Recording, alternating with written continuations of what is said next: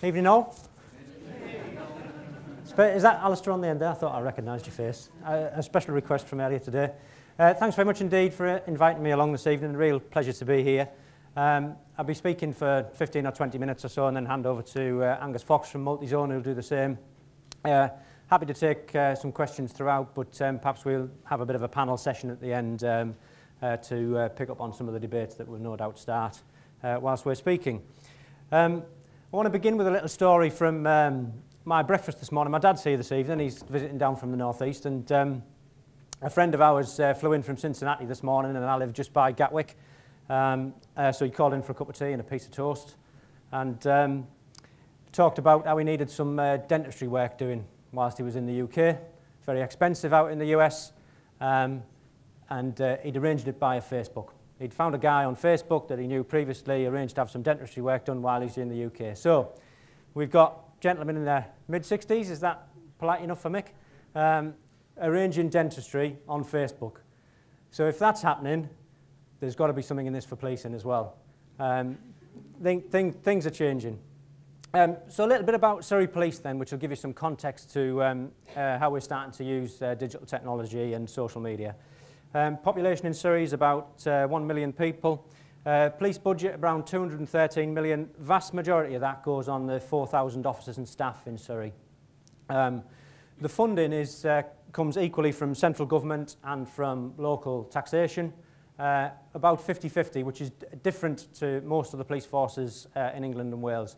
That's really important because it tells you something about the part of Surrey strategy that's important, which is dealing with what really matters to local people in Surrey, not necessarily chasing central government targets. So that local split, that equal split of funding and local priority is really important to us. So what do you get for that money, which, if there's any sort of accountancy people in the room, will work out that it's about the price of a Mars bar per head of population in Surrey per day to pay for policing. That's the sort of cost of it. You get an organisation that deals with around 1 million calls for service a year. We deal with around 25,000 emergency 999 calls each month, respond to those within 15 minutes. And it's at this point, just to say the first little bit about our use of technology. The response to those calls is really quite high tech now. Nearest available car from GPS, control room here at Mount Brown in Guildford, with access to CCTV for most of the networks across the county, so we can get in very close on incidents. And contrast that with the first example of police communication for attracting attention. This one is a real exhibit from our museum, dates from 1899. I'd love to give it a good shake because it makes a hell of a racket, but I don't want to break it. They're quite fragile now. The police rattle. So the first example of police attracting attention to get response to an incident. It's got a lovely couple of lead weights in the end there, and this one's actually embossed with the officer's name, a PC Parker, and similar sort of size to the iPhone, perhaps a bit more robust. I wonder what PC Parker would have made of the technology that we're using some 110 years later. In terms of what's happening offence-wise in Surrey, those of you that live in Surrey live in one of the safest counties in England and Wales. Over an 11% reduction in serious violence crime and serious acquisitive crime this year, so that's the sort of theft from vehicles, break-ins to houses, assaults with injury, so that's fallen at a time of recession, which is good news. But most importantly, the one thing that we really concentrate on in Surrey is public confidence. We have an independent survey company that surveys monthly what people in Surrey think about the policing that receive. Latest result, 89.7% of people have confidence in their police in Surrey, which is highest nationally. It's a record high, and it's the sort of highest levels that we've seen for around about 25 years.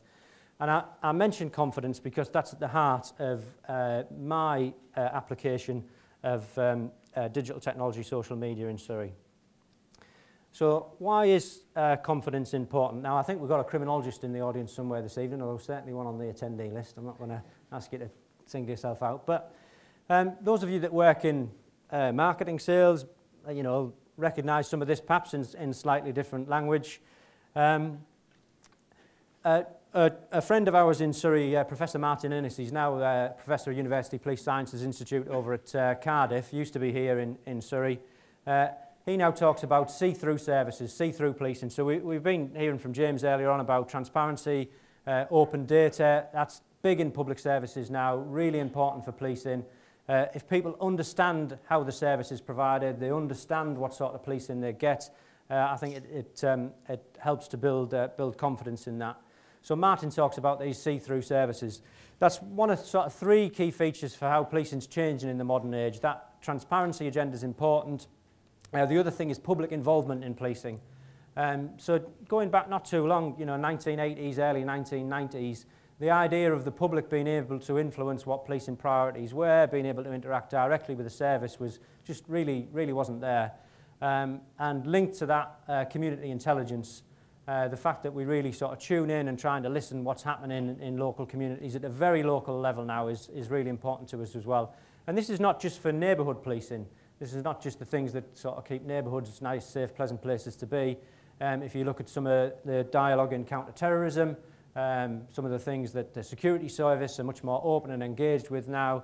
I chair a county-wide group on preventing violent extremism. These aspects, the sort of see-through transparency, the public involvement, the use of community intelligence applies from neighbourhood, from sort of neighbourhood security all the way up to national security.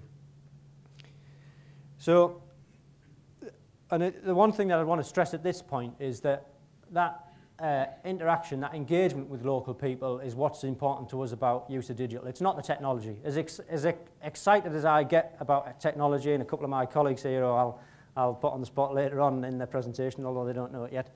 They do now. As excited as I get about technology, this is about the people. It's about people's use of technology and what that can mean about their relationship with policing. So, what might we be able to do to improve confidence in policing? These headlines here are from some of the international research, now fairly well documented. So some of the things on here, understanding what matters locally, that idea about asking people what's most important to them in their neighbourhood. I've talked earlier on about sort of crime levels in Surrey. What people perceive their crime levels to be is often different to what they actually are. We call that the reassurance gap sometimes, how you bring that gap together. I think digital can help us with that, social media can help us with that. Police visibility I'm going to come on to and talk a little bit more about later, because I think there's a new sort of visibility that we can explore. And one of the key features of the app that we're going to come on to talk about that Multizone have developed for us is this people being able to influence their services, influence their priorities. So I don't know if you noticed the sort of little graphic on the first slide. One of the features on there was being able to rate a policing priority in the same way that you would rate a song on iTunes, to give a view as to what's important to you in the area in which you live. And of course, many of the features here they don't have to happen face-to-face. They can happen online and in a digital space, I guess. So that brought us to, in effect, the brief for the app, which was initially a proof of concept, and Angus will come on to talk later on about how that came about and what happened. But so in effect, this was the first brief that I gave to Angus about what we wanted to do with a mobile phone application for policing in Surrey. I wanted to provide ready, easy access to the neighbourhood officers, the people that are responsible for the area in which you live, the place that they police. As I've mentioned already, I wanted you to be able to influence what the police work on in your area, so our priorities become your priorities. I wanted it to show that something happens about those priorities, that there's some sort of intervention done. Often when I try and get out on patrol sort of once a month now, and I chat to people about what they think of their local neighbourhood policing team. Going back a few years, what people would say to me is, oh, they're really great, I love them, don't get rid of PC so-and-so, or PCSO so-and-so, they're fantastic. And then I'd ask them, well, how effective do you think they've been in making an improvement round here? Give me a score on, out of 10, and they'd say, oh, well, maybe 4 or 5. So they love them. Great relationship, but no impact. That's really changed. We wouldn't have those confidence figures that I spoke to you earlier about if that hadn't changed. So being able to see that something's happened, that intervention is really important. And finally, some feedback as well. So you sort of close the loop and complete the conversation. Now the challenge was how to do this with an increasingly busy and mobile population. So lots of traditional engagement mechanisms that we use, you know, having open public meetings in the evening, people just, you know, Surrey's population, unless you've really got a problem, they don't engage with them in any sort of numbers. I mean, this would be the biggest audience that we'd get at something like that, and then you'd really know that you'd got something wrong if a crowd this size turned up. And I've been there a few times. I mean, it's great that people turn out, but you know you've got it wrong if there's an audience this size. So how could we do this in an easy way, was the brief we gave. These principles actually, the neighbourhood policing principles, they come from a project that I was involved in sort of 2003 onwards, which eventually turned into a national neighbourhood policing programme, which applied to every neighbourhood in every county in England and Wales eventually. And at the end of the initial pilot project, I went round interviewing the chief constables of the initial 8 forces that had been involved and asked them for the lessons that they had learned, what they thought summed up the work that we'd done. And the then chief constable of Lancashire, a guy called Paul Stevenson, Sir Paul Stevenson, who then went on to be the Commissioner of the Met, he said to us in his closing interview, those 4 things. He said, that's what I think people are looking for. So we documented those, developed them a bit more, and these principles now are understood by every neighbourhood officer in every force in England and Wales, and they were the initial brief that we gave to Angus. So, what have we been doing up until this point? Well, I mean, there are some, I don't know if any of you Surrey residents have seen the website. There are some good features on there. You can put your postcode in, you can see who your neighbourhood team are, what they're working on, where you can next meet them. You can drop in and see your neighbourhood team at the same way you would your GP at a surgery if you want a one-to-one consultation with them. So there are some decent things on the website, but it's no longer good enough. Here's the second prop of the evening. The website to me is a bit like this classic 1960s pie police radio was. So where we're heading with the app, I think this is a design classic. That could be by Jonathan Ive, couldn't it? I mean, it's so simple. Little UHF was part of a 2-part transmitter, so that got the signal to a bigger box, which then got it back to base, as it were. There's just a few slots there and only one single button. Now, you'd think that button would be pressed to talk. It is, but first of all, it's got, I think, the coolest feature, which you're not going to get on any iPhone.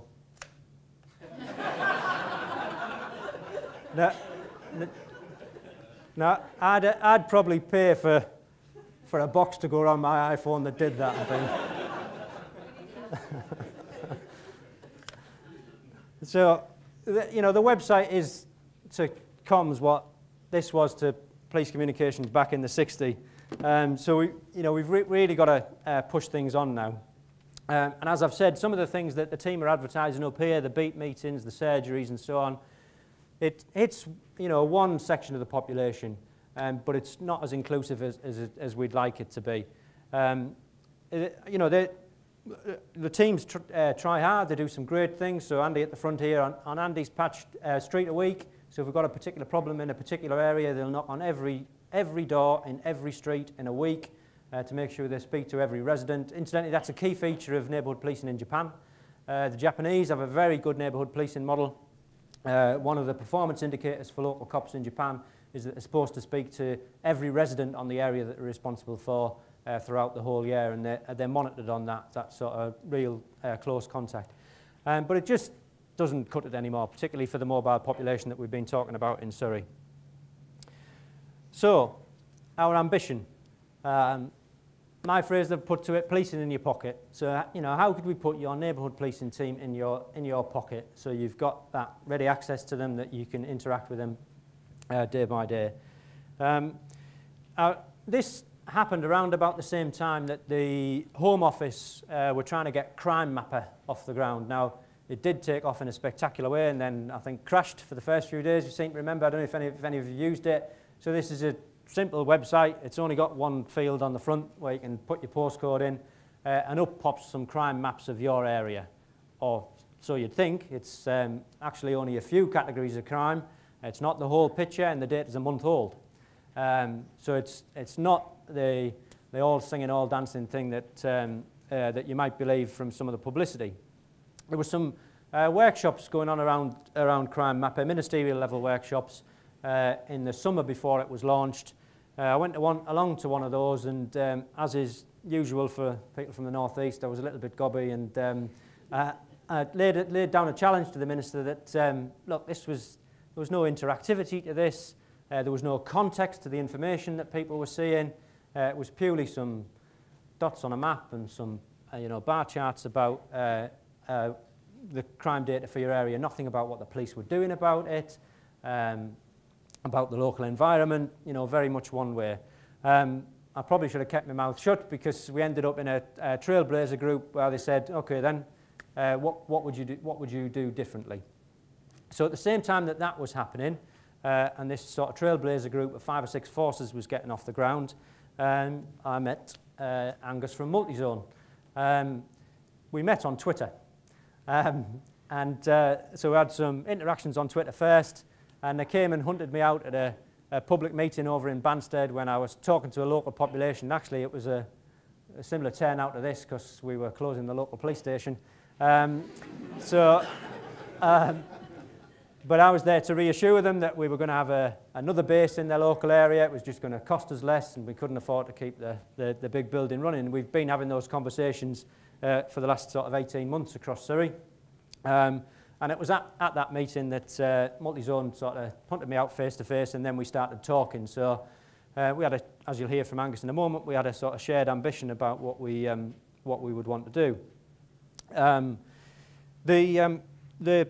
The project that we're working on, as I say, is one of 5. So you've got forces that are looking at criminal justice data. So how do you take the criminal justice data and see what's happened to people once they've been through court and so on?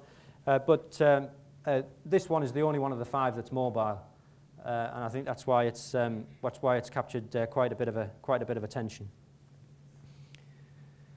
So I mentioned earlier, let's come back and talk about visibility, because the app deals with visibility, but not as we know it. I often hear, I never see a police officer around here, never see my local cops. Well, it's because you're out at work all day probably, or doing something else. So the chances is you see a couple of people on patrol, fairly slim. The other thing that I'd go back to is our old friend again, Martin Innes. As Martin talks about visibility being cognitive. So it's not a visual thing, it's a cognitive thing.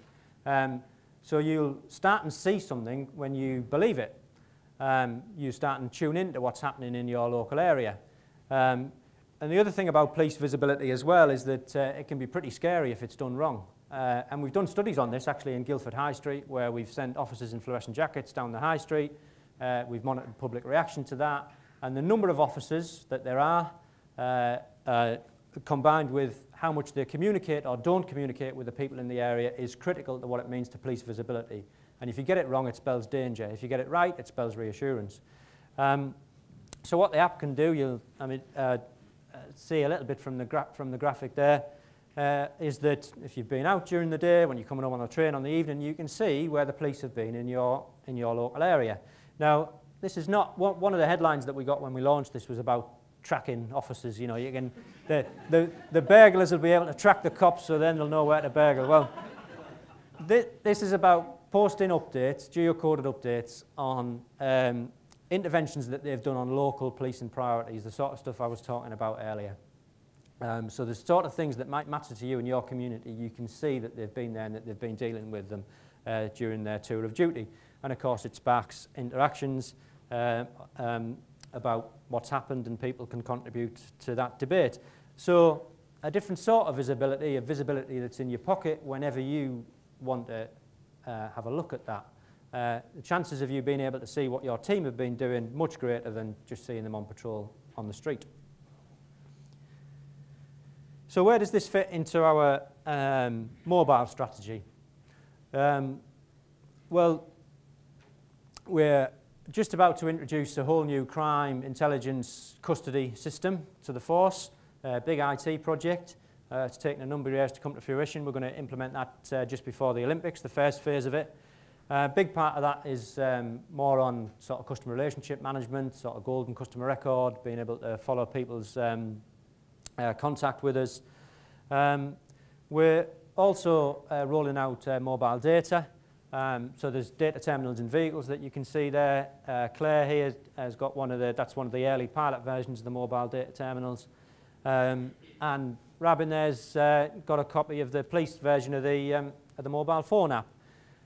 You can see from the amount of kit on Claire's belt that we really don't want to give officers too much more equipment. So, you know, ultimately our plan over the next sort of 18 months or 2 years is to get this on one device, one single device. How can we consolidate these applications onto one device? We don't think that device is on the market yet, or certainly not that can integrate our police comms with this sort of open data, public access stuff, together with our secure telecommunications. I'm sure Angus will touch on later on, one of the great things that we were able to do quickly with this was to keep it completely away from our police IT systems. Then no security implications, keeps the costs down, keeps the momentum going. To try and comply with some of the sort of police security issues takes a heck of a lot of time and gets very, very complicated. But ultimately, we want officers to have one device on their belt cheaply that gives them access to the sort of things the public have access to and all the great applications that you can get now that could just help their day-to-day patrols and the secure information as well. So that's what we're trying to do in terms of consolidation with the mobile strategy over the coming 18 months or 2 years. Where does it fit in our social strategy? Well, I mentioned I was going to put him on the spot earlier on. Andrew Fielding, who's in the front row here, seek him out later if you've not already met him. Andrew's a sort of key inspiration and has helped set up this evening in terms of our social media strategy in force. It's great to have people that sort of keep the energy and the momentum up, that are full of ideas. I'm sure Angus will touch on police culture when he talks, but one of the things about police culture is that you need a few people to sort of shake the tree and keep things moving. You know, after all, we've come from a sort of 200-year hierarchical organisation that used to use wooden rattles. So, so changing things can sometimes be a little bit painful. But our sort of plan looks a bit like this. So, you know, the straightforward communication, dentistry by Facebook, as I was talking earlier on. You know, if you've not got a presence on Facebook and Twitter and Flickr and YouTube, and I don't know if any of you watched the YouTube clip of one of our officers who nearly got struck by the vehicle on the motorway junction. That, I mean, lots of hits on YouTube, probably for all the wrong reasons. But that presence, I think, is really important. The community engagement part of it, well, that's what we've been talking about. And Angus will show you some more features of the app in a moment. Operational policing point of view, well, whether it's the policing of protest, whether it's the policing of the Epsom Derby that we've got in Surrey. I'll give you an example a bit more closer to home. On the Monday before Christmas, there was a call went out on Facebook to say that Guildford was the place to have a night out on that particular Monday, and I think there was an all-ticket do at one of the clubs and a student night at the other club. People travelled in from surrounding towns, villages. The end result was every licensed venue in Guildford was packed to capacity to the extent where we had to close the street. We had a cordon of officers on the street. The best up-to-date feeds I was getting for what was going on there were pictures posted on Twitter. So there were you know, people taking pictures in the street saying what's going on in Guildford, and of course there were rumours starting about, oh, there's been a stabbing, there hadn't been a stabbing. So being able to get in and counteract those views early on, really important for me and colleagues like Andrew to be able to do that. So we can't ignore this from an operational policing point of view either. Perhaps where we've got the most amount of work to do, I think, is in the intelligence and investigation arena. So just the research capability of social media for what it can tell us about offenders, what it can tell us about offences, local community intelligence in that area. We had a workshop last week, we were chatting, we're probably not far away from a dedicated resource in our control room that whilst an incident is coming in and being reported, that there's somebody at the same time that they're researching our intelligence systems and our incident systems, that they'd be researching open public data at the same time to say what can I find out about this particular offender, because we know they leave footprints all over the place, and we can track those and find those. And this is happening now. I mean, one of my duties when I'm not looking after the neighbourhood policing side in Surrey is that I'm on an on-call rota, sort of 1 week and 1 weekend in 4. For firearms incidents in the county. So take a sort of strategic firearms command along with my Chief Superintendent colleagues. I had a call out just before Christmas. Initial call came in early in the evening. It was an armed robbery at the bookmakers over in Tadworth. So we dealt with the initial response to the incident, and a couple of hours later the investigator rang me back to say we've had a call in, we think we've identified a suspect, we might know what house he's at, want to put together an operation to do the arrest, and they're talking me through this, and I said, just hold on a minute, how do we know this? Where's the information? Where's the intelligence come from? And they'd had a call in from a lady who'd been reading about the offence on Facebook. So the discussion in the local area had already started on social networks as to who might be responsible, what had been going on.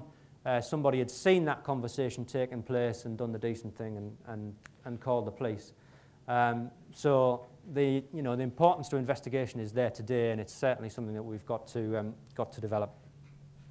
And in the middle of that, I put internal collaboration. I guess what I mean by that is that I opened lots of courses for new recruits to the county, and I asked them all on the first couple of days in working for the police, how many of you on social media, hands up, what do you use? 100% now, everybody. So they're using it in their daily life. To get them to use it to help improve their efficiency inside the organisation, I think is really important to make some of my colleagues nervous as to what sort of conversations might take place. But I think the sort of productivity improvements that can come, and we've dabbled with Yammer in force, but I think some of the productivity improvements that we can do by trusting our staff and officers to use this to improve things help move this agenda on. So it's probably about enough from me. Happy to sort of take some questions at the end, but I shall hand you over to Angus, who'll give you the other side of the story.